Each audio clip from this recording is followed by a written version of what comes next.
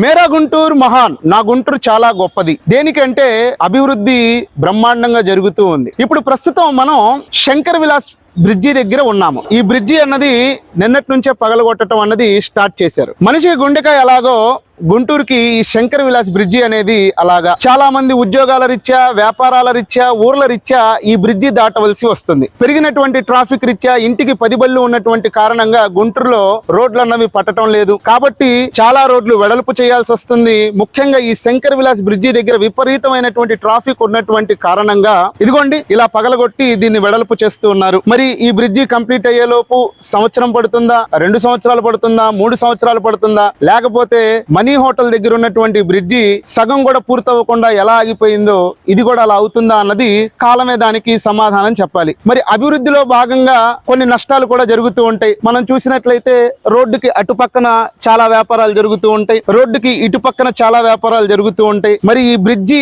వెడల్పు చేస్తున్నటువంటి సందర్భంగా వాళ్ళందరూ కూడా వాళ్ళ షాపులు పగలగొట్టుకొని వేరే చోటుకి వెళ్లాల్సినటువంటి పరిస్థితి. వాళ్ళకి ఆల్టర్నేట్ ఏంటి? మరి ఎక్కడైనా వాళ్ళకి స్థలాలు ఏమైనా చూపించడం జరుగుతుందా, లేకపోతే వాళ్ళ మానాన్న వాళ్ళు బతకాలా అన్నది ఆలోచించాల్సినటువంటి విషయం. ఆదివారం రోజు ఈ శంకర్ విలాస్ సెంటర్ లోనే మనకి సండే మార్కెట్ అన్నది జరుగుతుంది. ఇప్పుడు మీరు చూస్తూ ఉన్నటువంటి ఈ ప్రాంతం మొత్తం కూడా బుక్స్ అనేది అమ్మటం జరుగుతుంది. సండే మార్కెట్ లో బుక్స్ అమ్ముతారు. మరి ఈ బ్రిడ్జి పగలగొట్టిన సందర్భంగా ఇప్పుడు ఈ బుక్స్ అమ్మేటువంటి పరిస్థితి కూడా లేదు. మరి ఇలా చిన్న చిన్న వ్యాపారస్తులు కొంచెం ఇబ్బంది పడుతున్నారు. మరి ప్రభుత్వం దయచేసి వీళ్ళని దృష్టిలో పెట్టుకొని వీళ్ళకి ఏదైనా ఆర్థిక సహాయం చేయటమో, వేరే చోట ఆల్టర్నేట్ గా ఏదైనా స్థలం చూపించటమో, కొంచెం నష్టపరిహారం ఇవ్వటమో ఇస్తే బాగుంటుంది అని చెప్పి నేను అనుకుంటున్నాను. మరి అభివృద్ధి జరగాలి అంటే ఇలాంటివి తప్పవు. అలానే ప్రభుత్వం కూడా వీళ్ళని దృష్టిలో పెట్టుకొని ఎంతో కొంత సహాయం చేస్తే బాగుంటుంది అన్నది నా అభిప్రాయం. మరి గుంటూరులో ట్రాఫిక్ విపరీతంగా పెరిగిపోయింది. ఎందుకంటే గుంటూరులో చెప్పాను కదా, గుండెకాయ లాంటిది ఈ బ్రిడ్జ్. ఇటు నుంచే చాలా మంది వస్తూ ఉంటారు, పోతూ ఉంటారు. డొంక రోడ్డు కానీ, అటు పట్టాభిపురం వెళ్లేటువంటి రోడ్డు కానీ విపరీతమైనటువంటి ట్రాఫిక్ తో నిండిపోయింది. ట్రాఫిక్ పోలీసులు ఎంతో